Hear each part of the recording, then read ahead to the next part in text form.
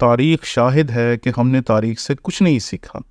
یہ ایک حقیقت ہے کہ تاریخ میں کی ہوئی غلطیاں انسان بار بار دہراتا ہے اور کبھی بھی ان غلطیوں سے سیکھتا نہیں ہے۔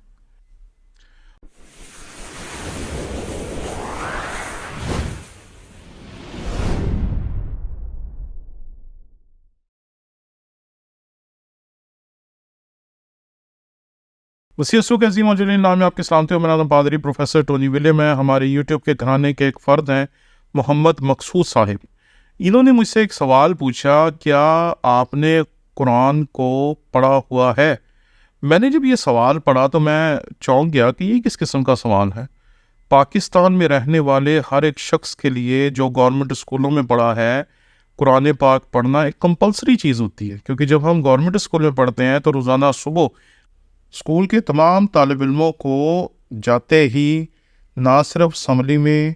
ترانہ پڑھنا پڑتا ہے، لپیاتی ہے دعا پڑھنا پڑتا ہے، بلکہ نماز بھی پڑھائی جاتی ہے اور اس کے ساتھ تمام کلمے بھی یاد کرائے جاتے ہیں۔ اور اس کے ساتھ ہی جب ہم اسلامیت لازمی پڑھتے ہیں تو اس کے بیچ میں بہت سی صورتیں ہیں جو کہ پڑھنے کا موقع ملتا ہے، بہت سی احادیث پڑھنے کا موقع ملتا ہے، سیرت النبی کی بہت ساری باتیں ہیں جو ہمیں پڑھنے کا موقع ملتا ہے۔ تو اس لیے بہت کچھ ہے جو ہم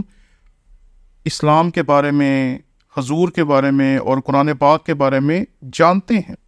تو میں نے ان کے اس سوال کا یہی جواب دیا، پاکستان میں سب کو جو گورنمنٹ اسکول میں پڑھتے ہیں یہ پڑھایا جاتا ہے، یہ کوئی ایسی انہونی بات نہیں، کیونکہ پاکستان میں جب ہم گورنمنٹ اسکولوں میں پڑھے تو ہمیں یہ ساری چیزیں روزانہ پڑھائی جاتی تھیں اور ہم روزانہ پڑھنے کے عادی رہے ہیں۔ لیکن ان کا یہ سوال اس تناظر میں تھا کہ میں کیوں ایسے لوگوں کے بارے میں کہتا ہوں کہ ایسے لوگوں کو سننے سے محتاط رہیں جو دوسرے ملکوں میں بیٹھے ہوئے ہیں، کیونکہ ایسے لوگ جو دوسرے ملکوں میں بیٹھے ہوئے ہیں جن کا ہمارے ساتھ کوئی تعلق نہیں ہے، وہ پاکستانی تھے، اب وہ پاکستان سے چلے گئے ہیں، یا پاکستانی نہیں بھی ہے، وہ ہندوستانی ہے اور کسی ایسے ملک میں بیٹھے ہیں جو سیف کنٹری ہے، جہاں کوئی انہیں روکنے والا نہیں، ٹوکنے والا نہیں، کچھ کہنے والا نہیں، وہاں بیٹھ کے وہ کسی کے بارے میں کچھ بھی کہہ دیتے ہیں۔ اور یہ بات یاد رکھیں کہ وہ جہاں پر بیٹھے ہوئے ہیں وہ سیف کنٹریز ہیں، وہاں ان کی پروٹیکشن کی جا رہی ہے، چاہے وہ قرآن والا ہو، سچ والا ہو، ایڈم سیکر ہو، یا ایکس مسلم ساحل ہو، یا کوئی اور ہو۔ تو یہ لوگ سب جو ہیں یہ دوسرے ملکوں میں بیٹھے ہوئے ہیں جہاں یہ بالکل محفوظ ہیں، اور ان کے ساتھ بہت سارے لوگ ایسے ہیں جو پہلے پاکستان میں تھے اور یہاں رہ کر وہ اپولوجیٹکس پہ کام کرتے تھے، مناظرے کرتے تھے، بحث و تمہیز کی خدمت سر انجام دیا کرتے تھے۔ اب وہ باہر کے ملکوں میں چلے گئے اور وہاں جا کر وہ محفوظ ہیں، وہ کچھ بھی کہہ سکتے ہیں، کچھ بھی لکھ سکتے ہیں، کچھ بھی دعویٰ کر سکتے ہیں۔ اور اگر آپ ان کے طریقہ کار کو دیکھیں گے تو جب وہ پاکستان میں تھے تو وہ ویسے ہی بات کرتے تھے جس طرح ہم بات کرتے ہیں، لیکن اب وہ سیف ملکوں میں چلے گئے جہاں ان کو کوئی خطرہ نہیں، کوئی روکنے والا نہیں، کوئی ٹوکنے والا نہیں، تو وہ وہاں جیسی چاہیں ویسی ہی بات کر سکتے ہیں۔ لیکن یہاں اس بات کو واضح کرنا چاہتا ہوں کہ جب میں کہتا ہوں کہ ان لوگوں کو نہ سنیں تو میں آپ کا ہاتھ پکڑ کے روکنے کی کوشش نہیں کرتا، میں یہ کوشش کرتا ہوں کہ کہیں ایسا نہ ہو کہ ان کی کہی ہوئی کوئی بات آپ کے منہ سے نکل جائے۔ کیونکہ اس عید کے موقع پہ میں نے کچھ مسیحی نوجوانوں کو سوشل میڈیا کے مختلف پلیٹ فارموں پر، فیس بک پر اور دیگر جو پلیٹ فارم ہے سوشل میڈیا پر، ان پر ایسی ہی باتیں کرتے ہوئے دیکھا جس طرح کی باتیں یہ لوگ کرتے ہیں، اور میں سچ مچ ان لوگوں کے لیے بہت پریشان تھا کہ کوئی انہیں نقصان نہ پہنچائے یا کوئی ایسی بات ان سے نہ نکل جائے جس سے ہمارے کسی مسیحی علاقے کو کوئی نقصان پہنچ جائے۔ کیونکہ ماضی میں آپ کو یاد ہوگا کہ ایسا بہت کچھ ہو چکا ہے، بہت سے واقعات ہیں جو رونما ہو چکے ہیں۔ ابھی پچھلے سال کا واقعہ ہے کہ جڑاوالا میں کس طریقے سے ایک شخص کے اشتعال دلانے پر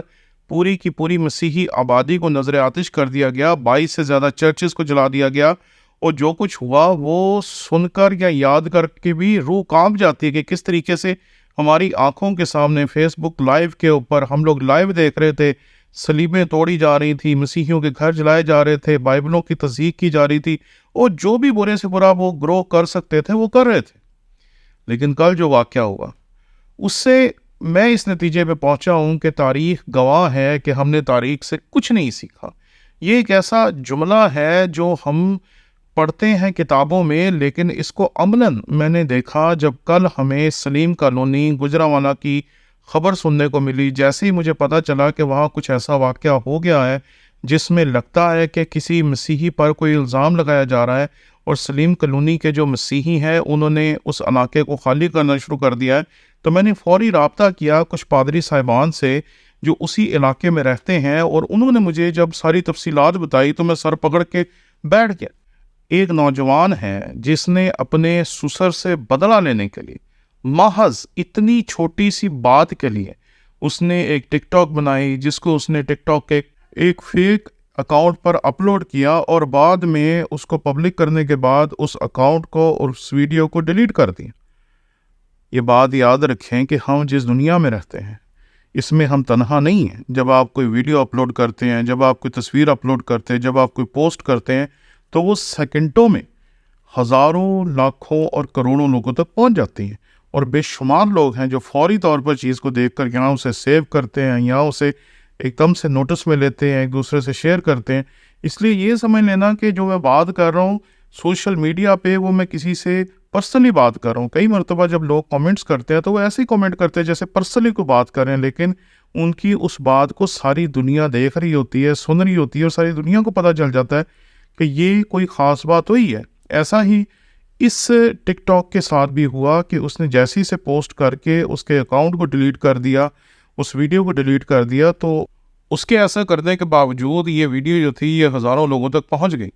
جب اس ویڈیو کے بارے میں اس شخص کے سسر کو پتہ چلا جن کا نام پادری الیاس مسیح ہے، تو انہوں نے جا کر میثاق سینٹر میں پولیس والوں کو بتایا کہ ایسے ایسے کوئی کلپ ہے جو میرے نام سے شیئر ہوا ہے، اور میرا اس کلپ کے ساتھ کوئی تعلق نہیں ہے۔ بعد میں جو پولیس کے رہنما تھے انہوں نے جا کر نہ صرف اس کے بارے میں تحقیق کی، بلکہ اس نوجوان کو جس نے اس کلپ کو شیئر کیا تھا اس کو گرفتار بھی کر لیا۔ اس کے بعد انہوں نے باقاعدہ ایک ویڈیو بنائی، جس ویڈیو کو انہوں نے پوسٹ کیا تاکہ کسی بھی قسم کا انتشار پھیلنے سے پہلے، کسی بھی قسم کی کوئی خرابی ہونے سے پہلے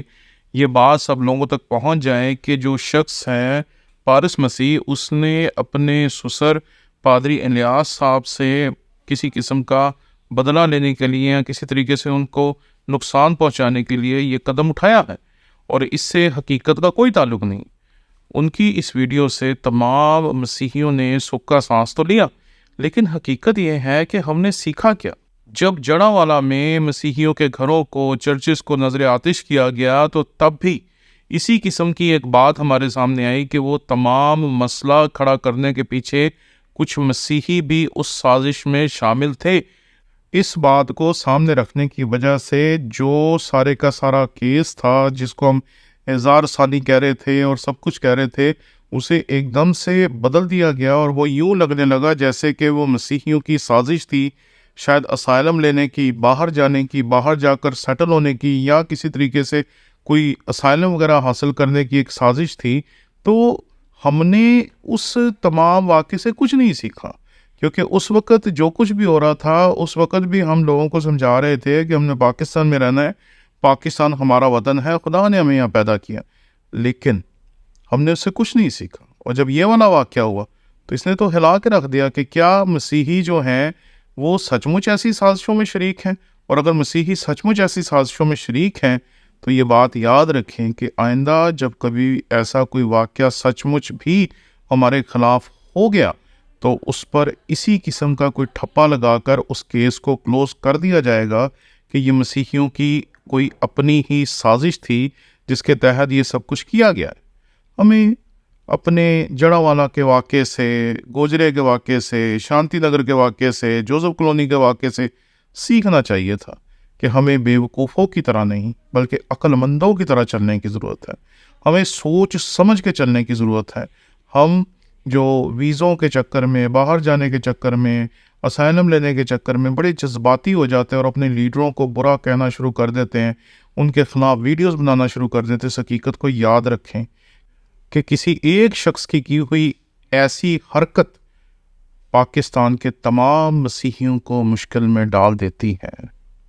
خدا کرے کہ ہماری قوم اس تجربے سے سیکھے اور آئندہ ایسی غلطی نہ کرے۔ آمین۔